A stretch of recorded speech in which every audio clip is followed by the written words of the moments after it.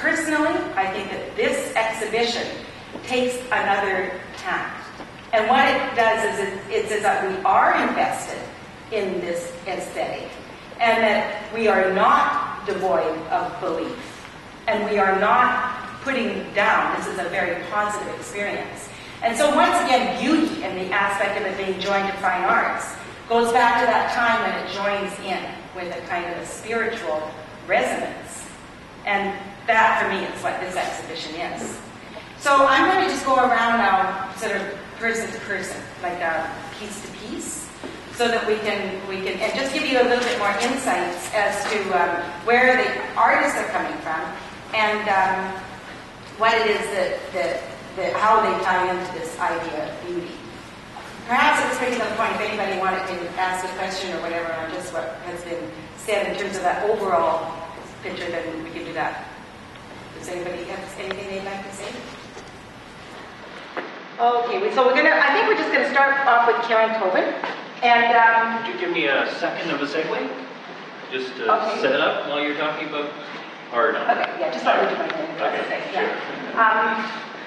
I organized this exhibition in two different aspects. One is that the main body of the gallery is like an ecclesiastical space. It's like a church. We've got the altar at that end, and this is all the area of light.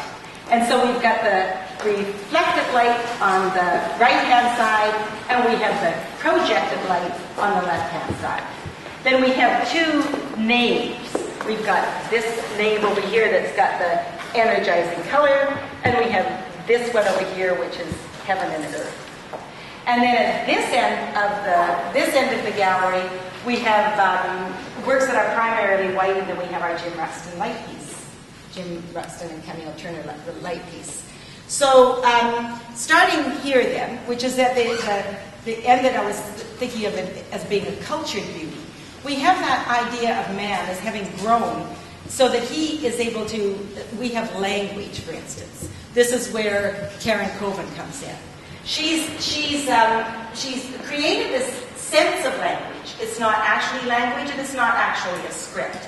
She's cut out pieces and made them into what look like these sort of tomes. It talks about our culture.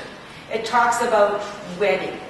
It talks about traditions. It talks about formality. It talks about recording of our civilization.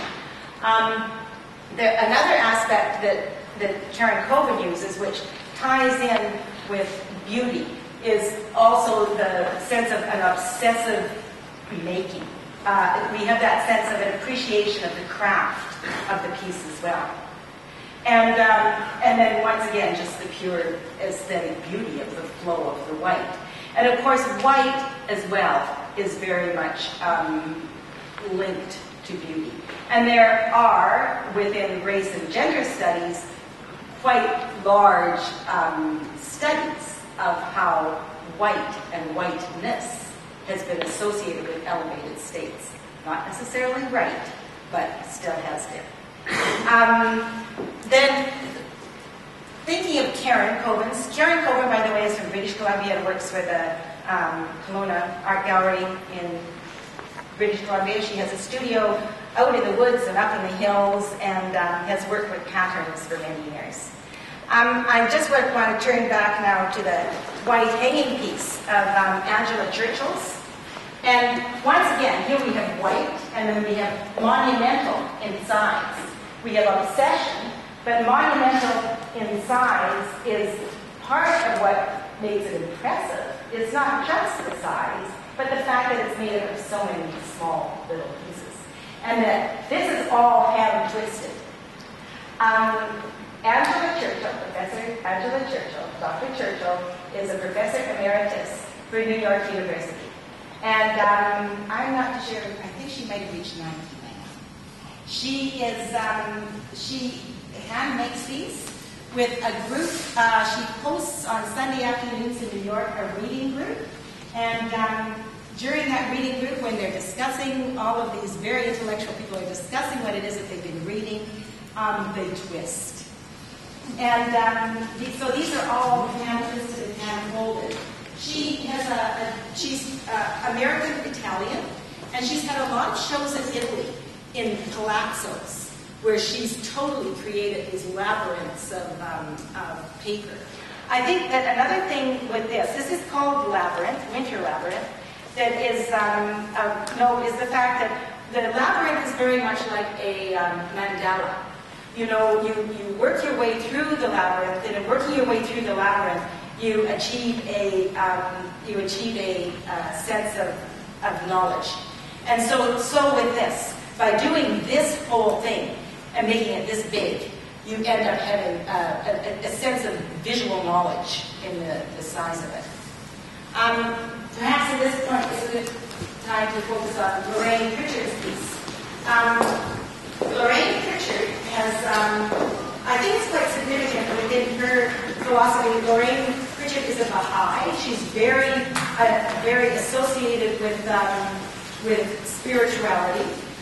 She's been working with Japanese paper for a number of years.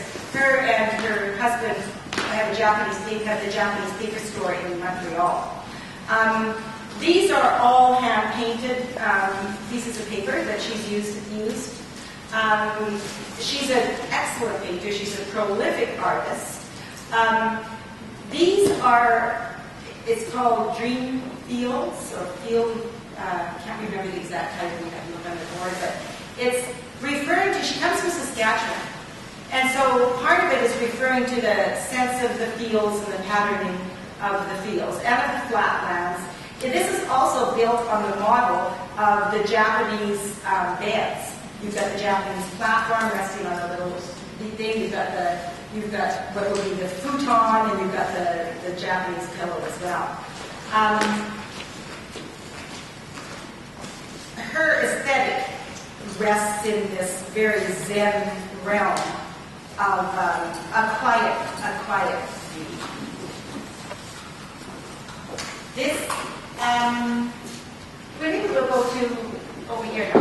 This is Christian Bernard Singer. Christian Bernard Singer is known for his moss pieces and has had 2 shows at the Canadian Clay and Glass Museum, incorporating moss and clay pieces. And he comes from the philosophy, and it's a very beautiful one, of the fact that he's using the earth to make a statement. The idea that we're very much enclosed within our man-made boxes. He brings the outdoors into the indoors. For me, it's got a real palpable sense of plushness and beauty. And I think works well with Donna Kriekle's skies. Donna Kriekle, Christian Bernard Singer, by the way, is a Torontonian, and has just opened a gallery on Queen Street East, Rouge Concept. And Donna Kriekle is a Saskatchewan artist. And Donna, I have actually known since high school. And we were up at Emma Lake together when John Tage got lost in the woods because he'd taken psychedelic mushrooms, and where art history goes back a long way. And of course, Saskatchewan is the land of the big skies. Donna is known for her skies, and her skies are in many public collections throughout Canada. And we're fortunate to be able to have this expanse of sky here. And one of the things that I think that where her work goes to, especially in terms of that clicking with beauty, is the fact that she's got a sky that has no reference point whatsoever.